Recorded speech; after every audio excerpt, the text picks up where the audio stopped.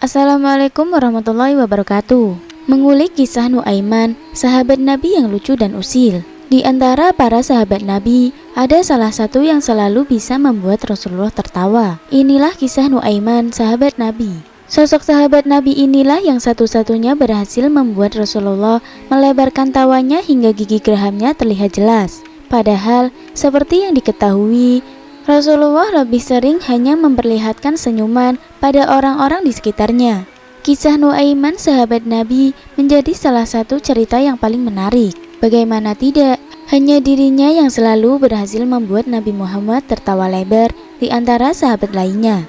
Sahabat unik yang satu ini bernama Nuaiman bin Ibnu Am bin Raf'ah. Nuaiman berasal dari kalangan Ansor. Ia juga menjadi bagian kalangan Ashabul Badr karena turut berjihad dalam perang Badar bersama Rasulullah. Kisah Nuaiman sahabat Nabi ini diceritakan sebagai sosok yang jahil. Hampir semua sahabat Nabi tak lepas dari sasaran keusilannya. Maka tak heran jika orang-orang di sekitarnya pasti tersenyum hingga tertawa bahagia saat bersamanya.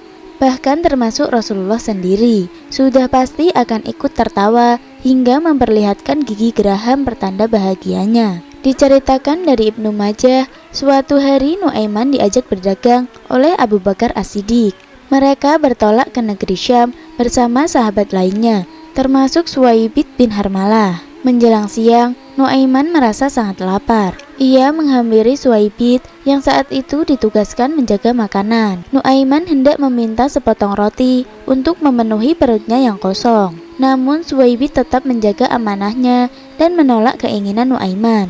Nuaiman sahabat Nabi yang jenaka pun mulai berulah. "Kalau begitu, artinya kamu setuju saya berbuat ulah," ucap Nuaiman. Nuaiman bergegas berjalan ke pasar dan mencari wilayah yang menjual hamba sahaya. Pada zaman Nabi, hamba sahaya banyak dijual untuk dijadikan pekerja. Nuaiman pun berkata kepada orang-orang di sana bahwa ia memiliki hamba sahaya yang dijual murah. Agar lebih meyakinkan, Nuaiman menyebut bahwa hamba sahaya yang dimilikinya hanya memiliki satu kekurangan.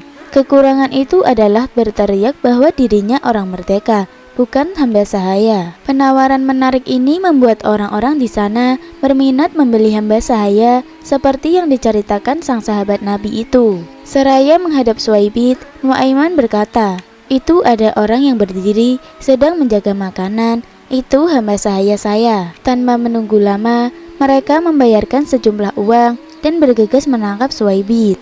Siapa yang tak terkejut saat tiba-tiba dihampiri banyak orang, terlebih saat mereka menyebut bahwa dirinya adalah hamba sahaya. "Saya bukan hamba sahaya, saya orang merdeka," ucap Suwaibit, persis seperti yang dikatakan Nuaiman. Orang-orang di sana merasa sudah tahu kekurangan Suwaibit tersebut dan menganggapnya berbohong. Selang beberapa waktu, Abu Bakar As-Siddiq kembali dan mencari-cari Suwaibit. Dengan santai, Nuaiman melaporkan bahwa sahabat Nabi penjaga makanan tersebut sudah ia jual. Abu Bakar terkejut sekaligus heran dengan pengakuan Nuaiman. Abu Bakar pun menghampiri orang-orang Syam dan kembali menebus Suwaibit agar kembali kepadanya. Kejadian lucu ini akhirnya sampai ke telinga Rasulullah. Rasulullah seketika tertawa hingga menunjukkan gigi gerahamnya. Bahkan, menurut beberapa perawi hadis, Rasulullah masih saja menceritakan tingkah Nuaiman tersebut pada para tamunya hingga setahun sejak kejadian. Kisah Nuaiman sahabat Nabi yang mengundang gelak tawa masih berlanjut. Dikisahkan pada suatu hari, Nuaiman melihat penjual madu yang kepanasan setelah berkeliling berdagang. Sayangnya, tidak ada satupun madu yang berhasil terjual.